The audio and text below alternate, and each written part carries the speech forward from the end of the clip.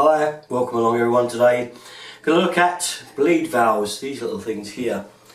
Okay, they go in the end of your radiator, and it seems quite a lot of you are having problems. Well, this time of year obviously heating's on, you get air in a radiator, you need to bleed it, and you're going to the rad and finding that that little key in there doesn't work, it's rounded off. Before I show you how to renew this, I will just show you a picture sent to me by one of my subscribers to show exactly the sort of problem some of you are having. Here then we have a really old radiator, and as you can see the air valve is in there. It looks pretty rounded off. Probably had a tough job trying to get that out of there. So the thing is that a lot of people don't realise you can actually remove this whole plug. It'll all come out of the radiator and you can renew the whole thing, which is a job I'm going to show you in a second. So even if you've got an old rad like this, you can get that out of there. It will be tougher than normal, but there are keys made for the job, and this is it here. It's a key, it's got a little hole in the end of it, you can see it there, and that's so that it will fit over the air screw like that and fit inside the rad, and then it enable you to turn it out. It hasn't got much leverage on it, so you'll probably find you need a bar, extension bar to go on this, okay, to get a bit of leverage, but it is the job. It does normally get them out of there. So without further ado, we'll go to showing you how to do an easy one first off. Then we have our radiator. Now this is obviously just a plug in here. I'm just going to show you how easy this is to do. If you'd like to pretend and use your imagination that this is that worn out looking thing I've just showed you a picture of, with the air valve that's all rotten and won't turn, and how easy it's going to be to do this. But if you've got this type of rad with a square like this, these are the easiest ones to do. So with these you don't even need that special key I showed you, you just need a spanner. First things first then, an old towel I always use, a little container, because there'll be a little drop of water, not much, but where the rad has to level off with the water when you take the plug out, there will be a little bit there. So I always use a little container, a towel for any overspill. Now this is a thermostatic valve, you've probably got the same, just turn it all the way until it stops. That is now off. So now we need to attend to the other end.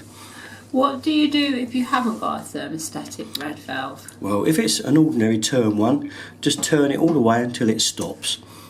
Right, I've got another question. Would you just turn that rad valve off there that's in line with the bleed valve that you're going to sort out?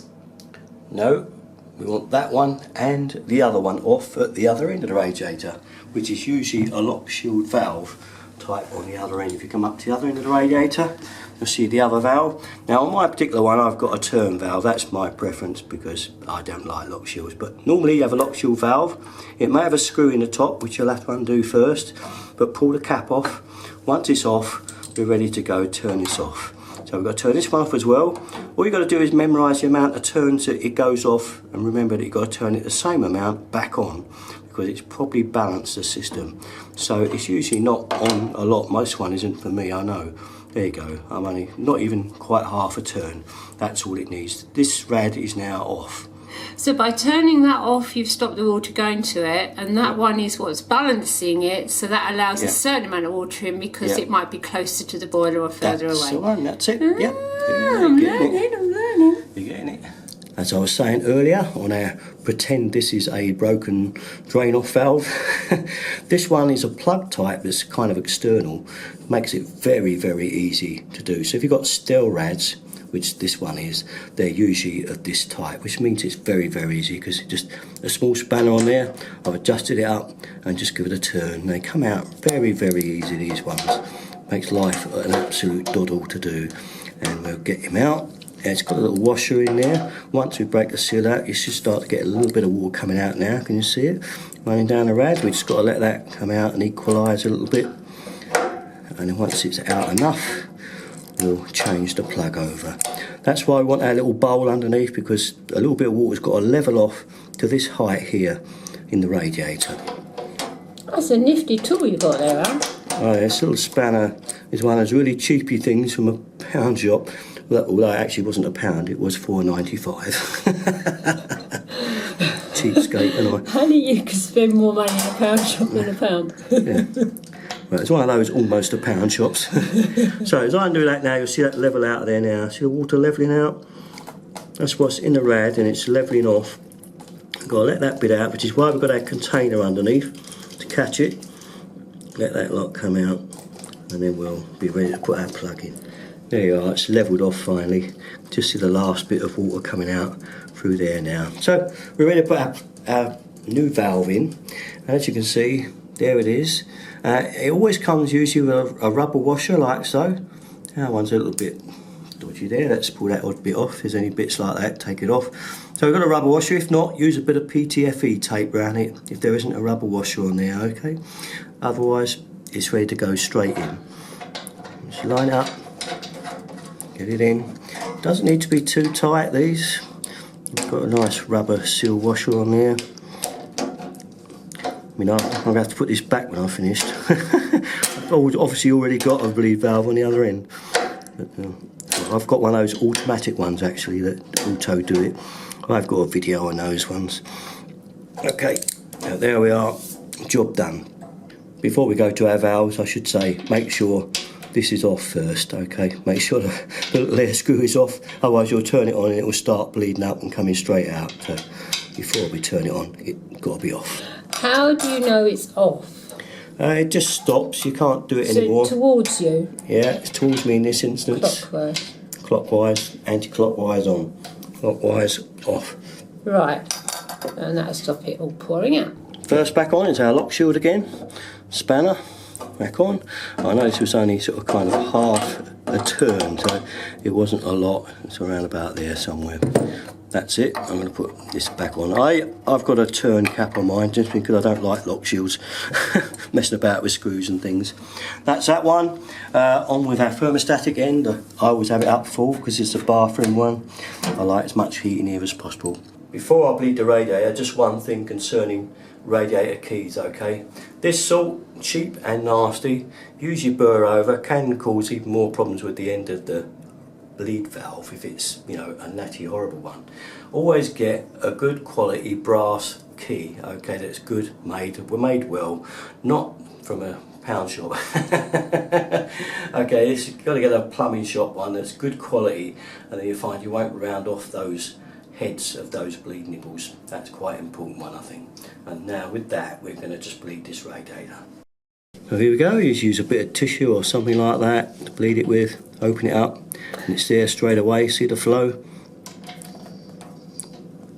And obviously it was already levelled off. And that, ladies and gentlemen, is the job, how to change a radiator bleed valve.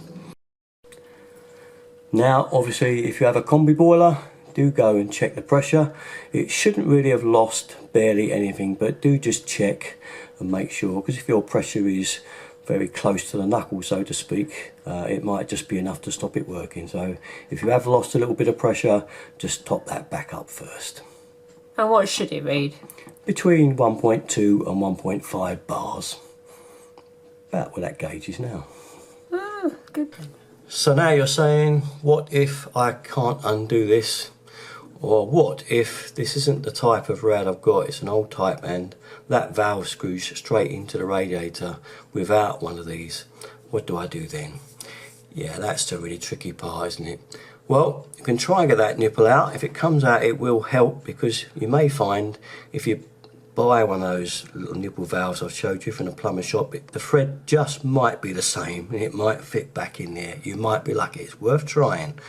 Okay, but if it really won't come out, that's going to have to be drilled out. The only way I can describe this job is the worst in the world, because you've got to drill through that nipple there and drill right through with a drill, high-speed drill. It's brass, it's not too bad, and drill right into the radiator.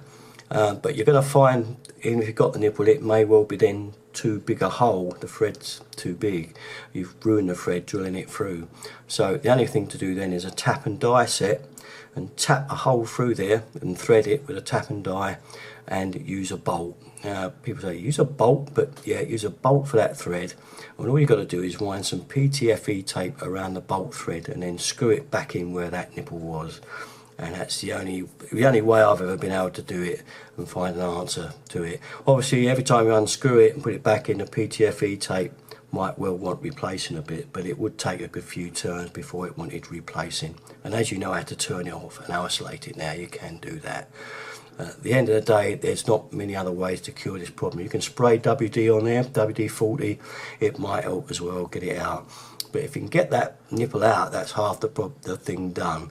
You may find, as I say, that one of those valves, that little valve, might fit. You might be lucky. Unfortunately, the older the rad is, the more different the threads were on those little nipples that go in there. Just one of those problems. But there's one last problem, rad, that we really hit that is a kind of impossibility. So let me show you that one. Well, this is the worst nightmare rad in the world. I would advise anybody buying rads to make sure that you haven't got a nipple that is there on a radiator, the bleed nipple there, because unfortunately if they go, there's no way you can drill it because you can't get a drill straight on. You really are stuck. You can't even get a tap and die in here because there's not enough room. And if that isn't bad enough, that the bleed valve for the other end of the radiator, if you follow my finger up here, is on the back of here. Oh, you won't even get the camera around there, it's there. So it's sort of kind of very impossible, you can just see it, to do anything with it if it's gone. I'm afraid if you've got this type of rad with these bleed valves on there, you might as well change the radiator. But at least you could change it for a rad with normal bleed valves on the ends. There we are then, just a brief thing about radiator bleed valves. So that's the one with the hole in it I was telling you about. It goes over the bleed nipple. This one is different again, it doesn't. It's got a smaller shank because some of those valves have got a smaller thread again, you know, to get the spanner into, to get that bloody thing out of there. So this one comes with two sizes, but generally that is the size, this one, to get those out. But just to show you, unfortunately, we can still get caught out because they might slightly be a different size and the hex key still won't fit. Just to make it a little bit more of a nightmare job. One us plumbers hate. We've been round, do a job, you finish the central leak and you go around to bleed the radiators and find half the rads, the bleed valves won't work. So it's a nightmare for us as well. Okay, well that's about it. Just wanted to show you that one because I was asked about it primarily and I think I haven't done a video on that, so there you are. Okay, hope that helps you out. All my stuff, you know where to go, Derek and 33. Thanks for watching everybody, bye bye.